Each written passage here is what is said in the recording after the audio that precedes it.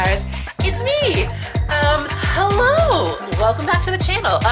We are trying something new. We are doing a vlog. I've never done a vlog before, but I felt like this was the time to do it because I am attending the Next Stage Immersive Summit in sunny Los Angeles. Actually, I'm in Pasadena. I won a scholarship to attend this big immersive conference, and it's industry leaders from all over the world who are involved in immersive theater and experiential design and virtual reality and escape rooms and all sorts of things that fall under the umbrella of immersive theater, or immersive, I guess just the word immersive.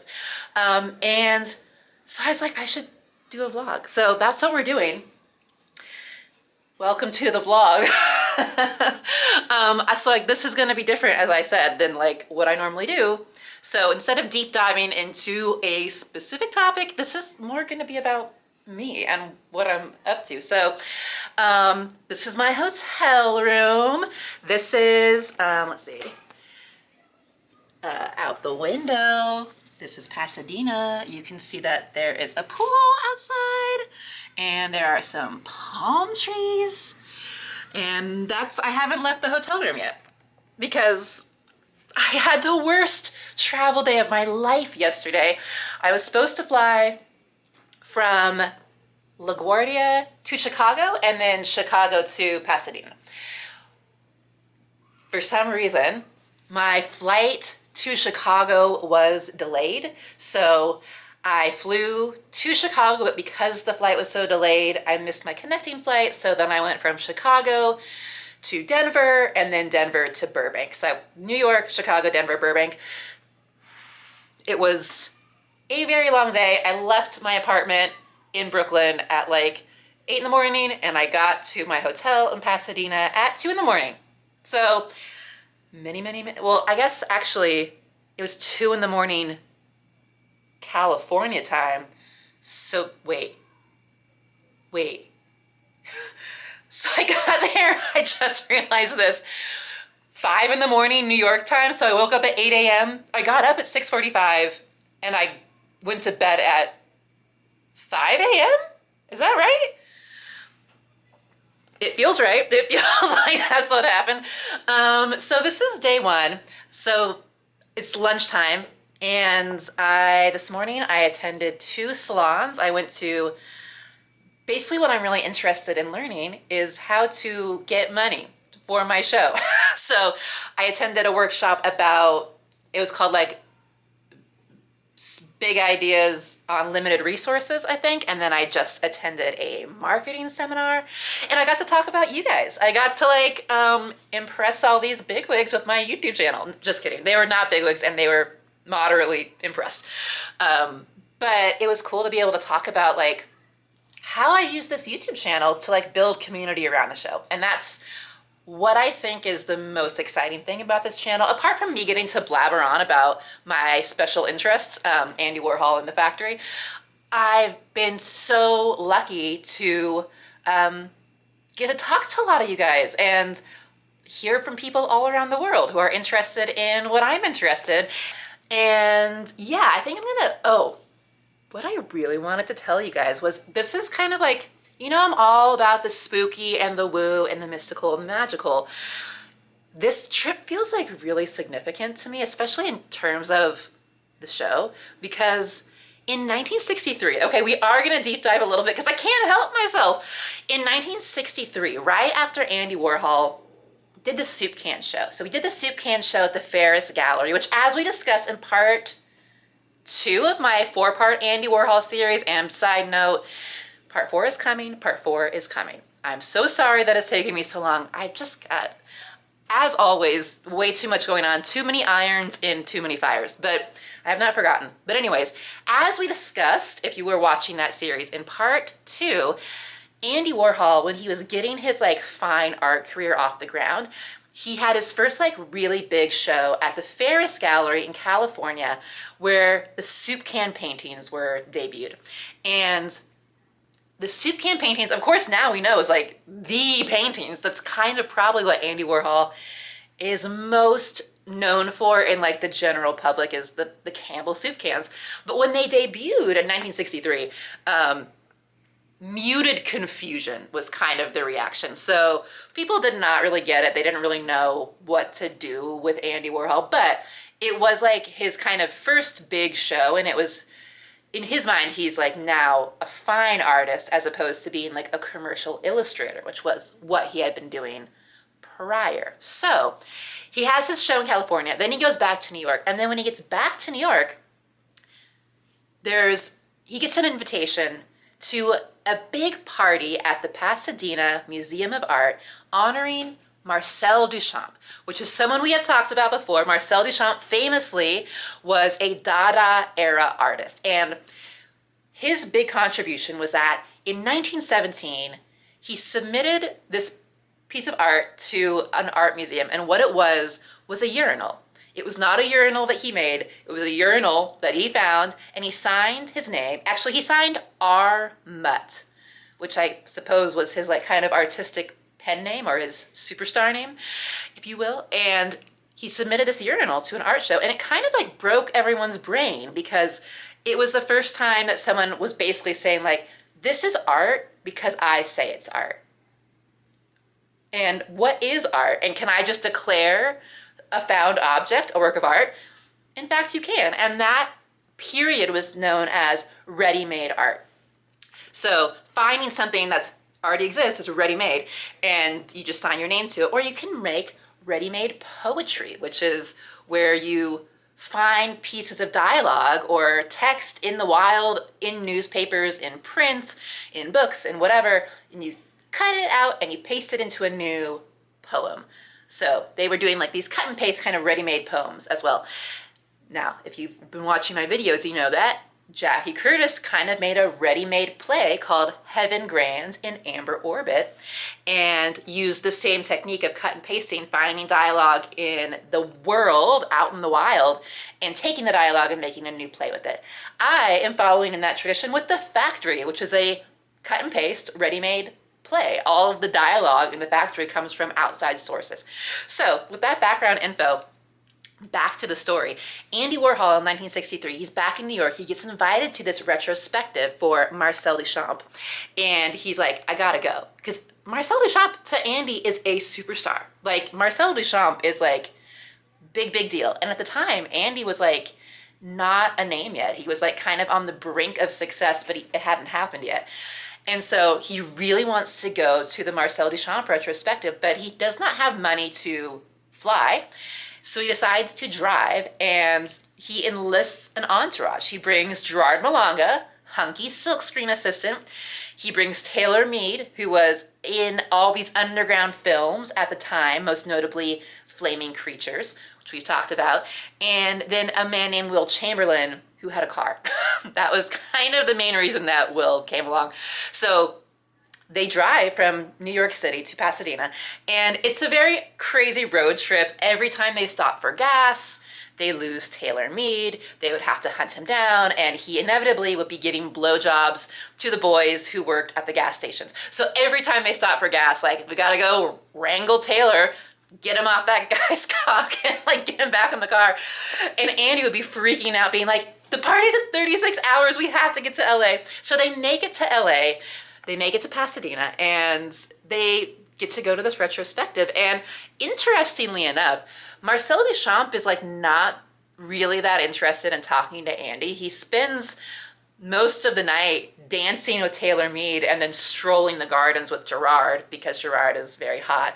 And Gerard and Marcel Duchamp discuss ready-made poetry and like how you can do that. And it actually, because Gerard was a poet, still is a poet, still is alive, still making poetry, he then like was very inspired by that and did a series of ready-made poems when he got back to New York. But anyways, it was kind of this like passing of the baton moment where, because Duchamp was like this great provocateur, and Andy Warhol was about to become kind of the next provocateur. So it was a really interesting turning point in Andy's career as an artist, coming to Pasadena for the Marcel Duchamp retrospective. And this conference that I'm at is in Pasadena. I'm staying at the Hotel Dina, the Hotel Pasadena. And so I just felt like it's kind of a cool experience for me because I'm making my own pilgrimage from New York City to Pasadena with my own ready-made art. And I just think that's really fun and kind of spooky and cool. So I made this magazine as like, instead of doing a pitch deck for my show, because I'm trying to get funding, so I thought it'd be fun, instead of doing a pitch deck, which is like a PDF that you normally make, I decided to make a physical copy. And I modeled it after Interview Magazine, which is Andy Warhol's magazine that he started. So I have, I can't hold the camera and open this, but I'll show some images in a second. But just super excited. So I'm gonna take you guys around. This is a 3-day conference, and I'll give you some updates, and you can join me on my trip to Pasadena. So I guess I'll see you soon in the next clip that I will edit right now. So this is my magazine. Just gonna give you guys a quick little peek. Look at that, it's me. In my letter from the editor, there's Andy at the Marcel Duchamp retrospective. I talk about that road trip in the letter from the editor. And these photos are actually from, well, this is Andy Warhol, but this is a photo. Max Richards, who plays Ondine in my show, that's him in the Pope outfit. Just kind of information about the factory. These are all photos from the last workshop we did. This is a synopsis of the show. These are themes: rise and fall of fame, cycle of abuse, narcissism, female rage, map of the factory. Talking about the time, cycles, and stars, the circular nature of the show. And then we talk about Billy Name and how he was obsessed with astrology and why the circular thing and the astrology thing is so important. Our characters, the men, the women. More about how the immersive part works in the show. And of course the superstar rule, which is an audience rule where we choose an audience member to be Andy's next superstar. Very important part of the plot. Q&A with Coral, our fabulous, wonderful director. This is a fake Scum ad that I made for Valerie. More talking about ready-made art and the lineage and why ready-made art is important to my show. Some legal information, a timeline of what I've done so far and the grants I've won and the YouTube channel, etc. More about the YouTube. And then I talk about the audience and who the audience is and important stuff like that. Our wonderful creative team, which is me and Coral, Eddie Penn, and Jacqueline Scalata. Eddie does the wonderful projections. Jacqueline does the lights. And then, yeah, more about let's get together, let's work together, let's make some money.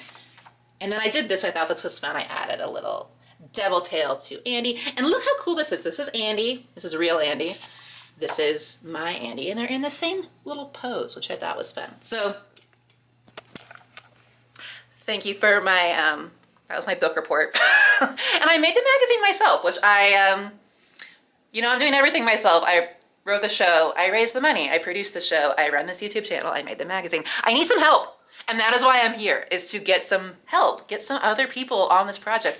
Also, to that end, if you would like to help me, please let me know. And by help, I mean money, really, at this point. Because this show is really big. It's very expensive to produce. A 12-person cast, plus a live band, plus painting, plus venue. We need a big venue.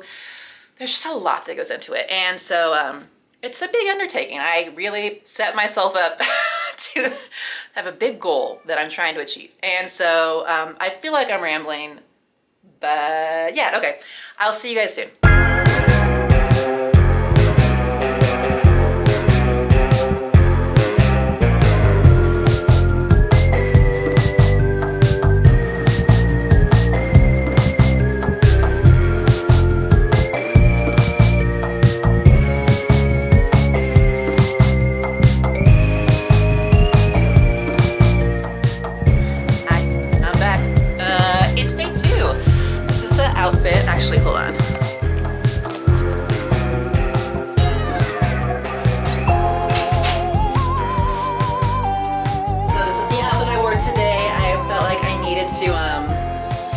rock the factory silver, as you can tell. I also wore my like spiky choker necklace, which I thought was fun.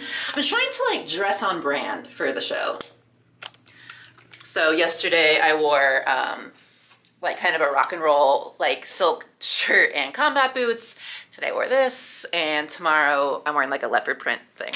Trying to like embody the factory. That is the vibe. And yeah, I don't know. I don't really know what else to say today. Yesterday was so fun. I got to meet up with my friend Joe and his wife, who Joe and I were on a sketch team in New York for many years. You may, if you've explored my YouTube channel at all, there's a couple leftovers from that era. There's some sketch comedy on here that I produced at that time. And it was so good to see him. Like, nobody cared about that sketch team really in New York, but for the people who did see those shows, it was very special. So really fun. I've just been enjoying like being in LA. I've never been to LA before, so it's such a different world than New York. Like, I know that goes without saying, but like it really is. Like today I was walking on the sidewalk to go to the convention center where the thing was being held, and I was the only person walking on the sidewalk.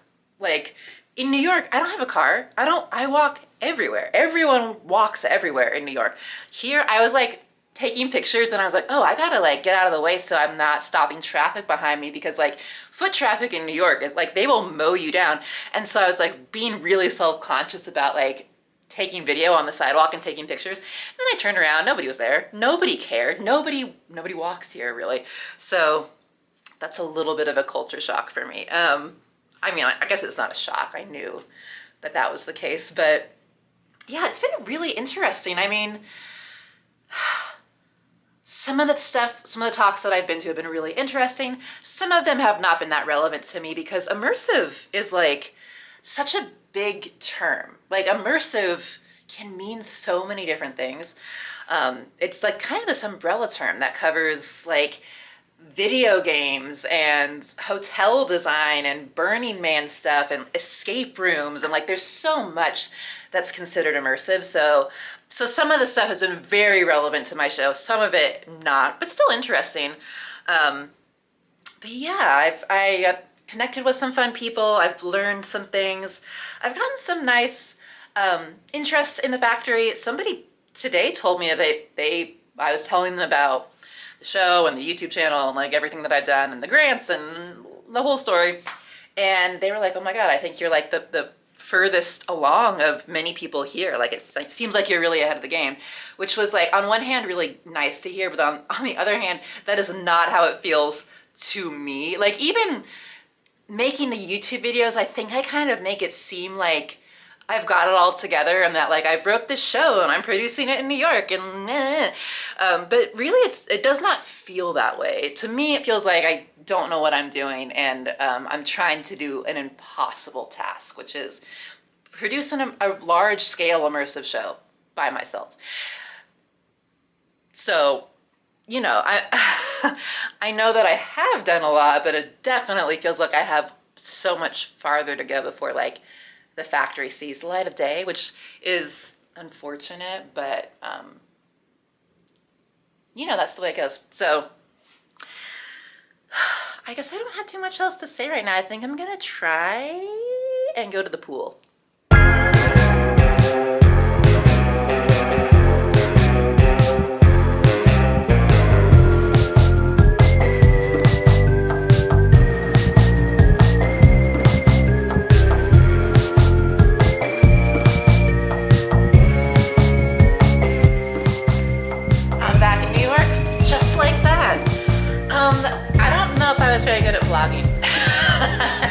I felt kind of embarrassed to vlog in public, so then I only vlogged in my hotel room, and now I'm back in New York, but here I am in a different room that you don't normally see.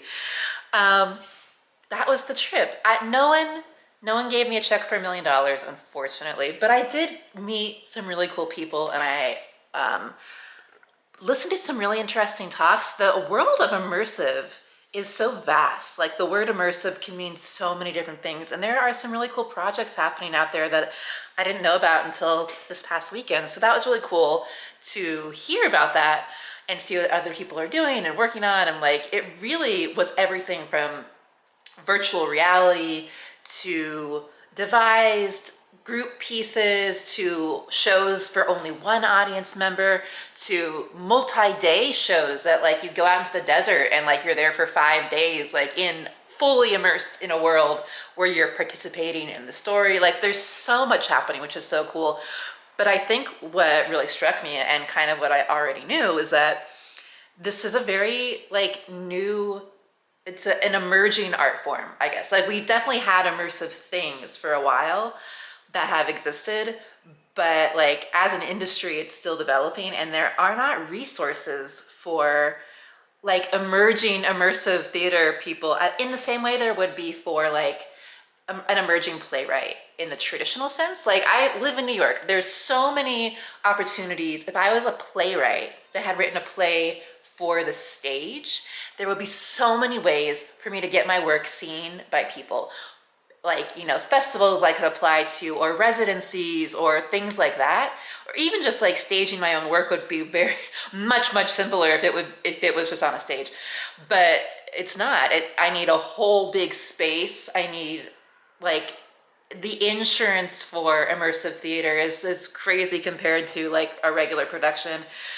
There's just so much that goes into it. I mean, I need paint supplies, I need projections, I need like so much, and it needs to be big enough for the audience to safely experience it is the other thing. Like we can't pack everybody into a tiny room and do my show where there's 12 cast members running around and audience members chasing them, and like it could potentially be dangerous.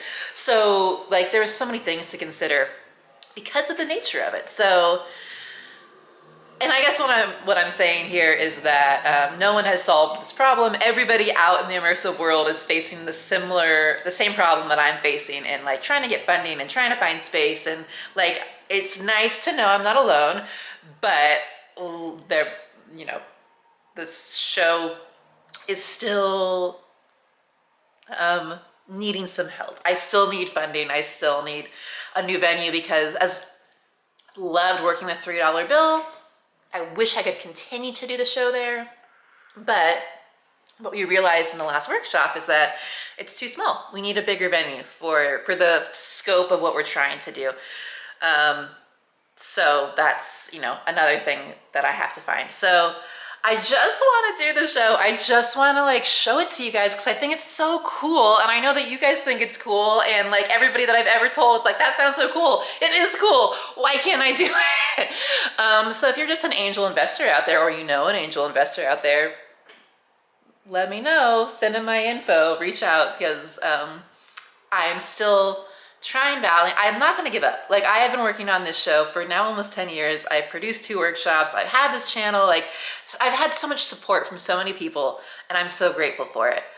And I haven't done it yet. Like, I have not fully realized the vision of what I want to do. And so I just cannot rest. I cannot give up until I've seen it through. That's just the kind of person I am, kind of to my own detriment, because like I am now like obsessed with doing this thing, and have been for many years, and I've at the detriment of other things that I haven't focused on, because I just believe in this so much. So maybe I'm delusional, maybe this will be my downfall, but you know what? That's what I'm doing.